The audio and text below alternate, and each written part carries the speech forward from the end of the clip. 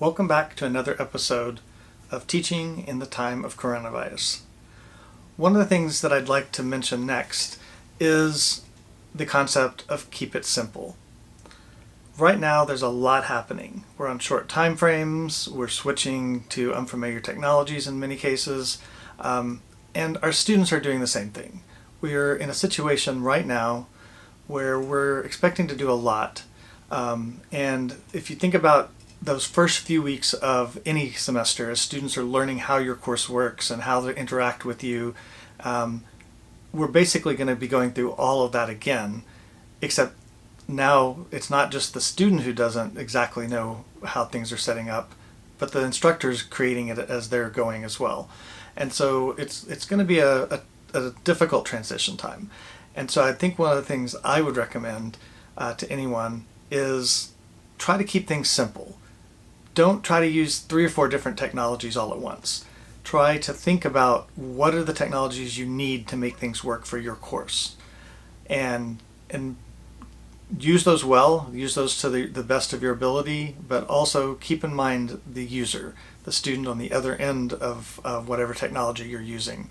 And there's a lot of factors that could affect the student. What kind of internet bandwidth are they going to have? What device are they looking at your course on?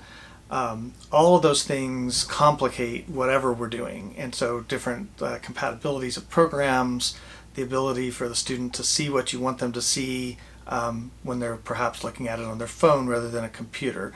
So we need to be trying to keep the options as simple as possible so that we can make sure that every student's going to have opportunity to access that, and also that they're not trying to learn too many new technologies at exactly the same time.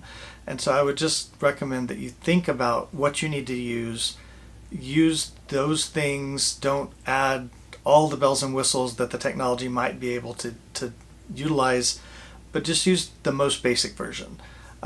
Make sure you're comfortable with it first, make sure your students have time to become comfortable with it, and then and only then really think about adding the more complex things that the particular software technology might be capable of. We don't know what's going to happen with just bandwidth in general for universities and these software systems, and so the simpler process you're using, the more likely it is going to be able to continue to work, and the simpler it might be to go to a backup alternative if something fails. So that's my advice for this session. Keep it simple. Thank you for listening, and I'll talk to you soon.